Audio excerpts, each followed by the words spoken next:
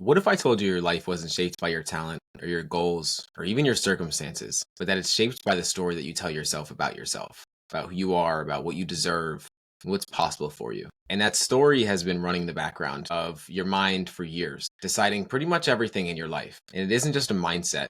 It's a self-fulfilling prophecy that is literally driving the direction of your life. And in this video, I want to show you how that works and how to finally take the driver's seat back in your life. So stick with me to the end of this video to get everything that you need to finally recognize how your mind is secretly controlling your life and how to take back control. The first truth I want you to acknowledge is that you don't act based on truth. You act based on belief. You could be brilliant. You could be capable. You could be full of potential. But if you don't believe that, then it means absolutely nothing. Because your life isn't limited by reality. It's limited by what you believe about reality. If you believe that you are an unconfident person, your life is going to be a reflection of that belief about yourself, because you're going to take the actions of an unconfident person. You're not going to put yourself in positions to succeed, because why would you? If you're not a confident person, if you're not the kind of person that can take advantage of that opportunity, why even put yourself in the room? Do you see where I'm going here? Your beliefs determine your behavior in your life, and your behavior in your life determine your results in your life. Your life is literally a result of what you believe about yourself and what you believe about the world. Most of your life is shaped by a story that you probably didn't even choose. It's a belief system that is built up of memory, of repetition, and fear. And the truth of it is that your identity is just a pattern that you've forgotten how to question. And this one is a big one that I want to take a second to really dive into. Over your lifetime, you have developed an identity, a person that you see yourself as. Your identity controls more of your life than you could possibly imagine, because every single action that you take or inaction that you don't take is driven by what you believe about yourself. And as I just stated with the example of being confident or unconfident, this shows up in every aspect of your life. If you believe yourself to be a person that is lucky, you're going to take more risks in your life because you believe that, hey, life is working in your favor. But if you believe that you're a victim, that life is out to get you, that everything is working to push you down and keep you exactly where you are, well, you're never going to take the actions that would actually get you out of that position. And this was one of the biggest realizations that really changed the direction of my life, because I always believed myself to be not a really lucky person. I lost multiple of the most important men in my life, my father, uncle, and grandfather, at a really, really young age. And I had no one around me to look and see, what should I be doing in my life? I never really had a role model. I never had anyone to look to say, that's the kind of life that I want to be living.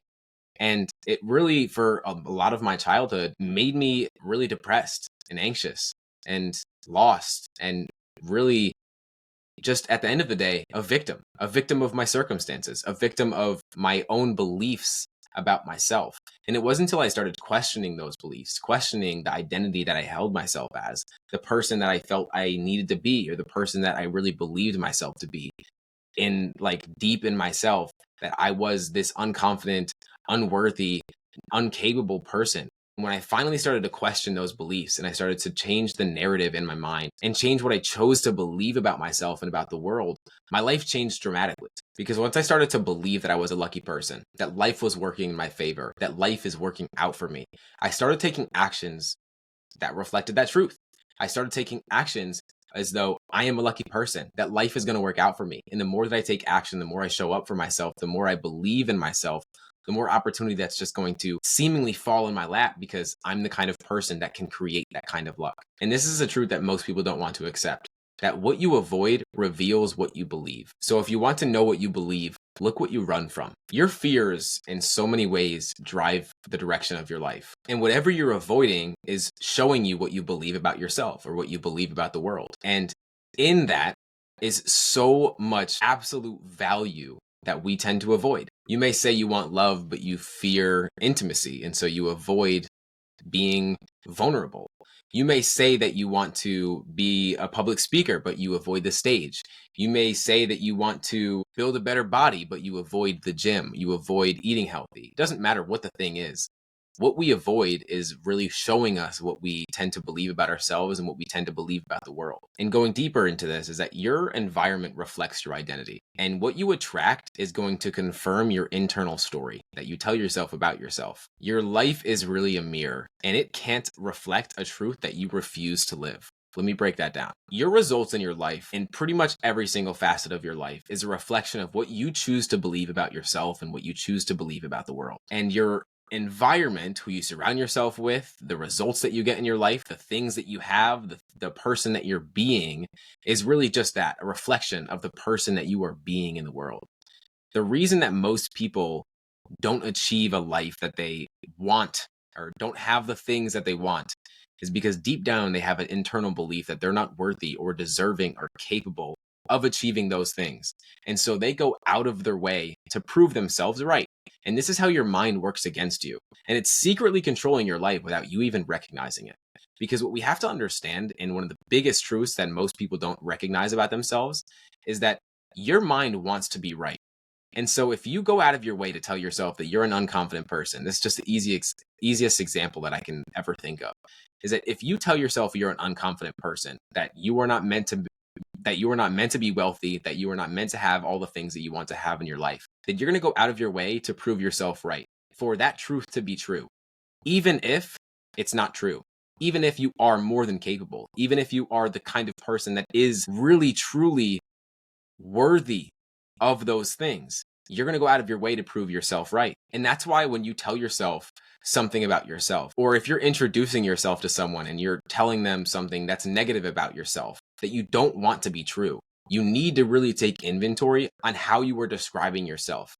Because what you don't want to be true, you should not describe yourself in that sense. Because even if it isn't true, the fake it till you make it mindset, however you want to describe it, see it until you believe it, be it until you become it, whatever it is, you need to recognize the fact that you are going to always work in accordance to what you believe about yourself or what you want to be true about yourself.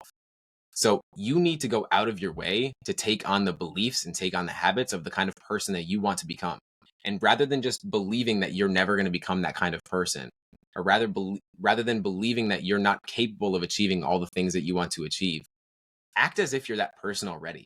Act as if you have all of the capability. Act as if you have all of the characteristics. Act as if you have all of the traits. Because if you act as though that's true and you want to believe that it's true, you're going to work endlessly to make so that it is true. But if you continuously go through your life just telling yourself that you're this kind of person that you don't really want to be, well, then you're going to work against yourself your entire life. Because one of the biggest lies that we believe is that we are just our thoughts, that we are just what we believe to be about ourselves. But they're not, and you're not. They shape what we do, what we chase, what we settle for. And the truth is that you're not living in accordance to your potential. You're living in accordance to your beliefs. And so if you want to change the direction of your life, you don't need a different strategy. You need a different story, and you need a better story that is going to serve the future that you want rather than serve the past that you keep reliving. And one of the biggest shifts that really made this concrete for me was recognizing the fact that I just had a habit of being myself, a habit of being the person that I seen myself as. It was my identity. It was what I thought myself. It was what I thought I was.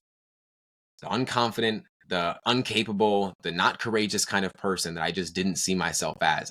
That's who I was. And it wasn't until I started questioning that habit of being, that perception of belief, that way of showing up in the world. It wasn't until I started questioning the way that I was showing up, the story that I was telling myself. And until you start questioning the story that you tell yourself, until you start taking on the beliefs that actually serve you and don't serve your past, you will stay the same, and your life will be a reflection of what you choose to believe about yourself.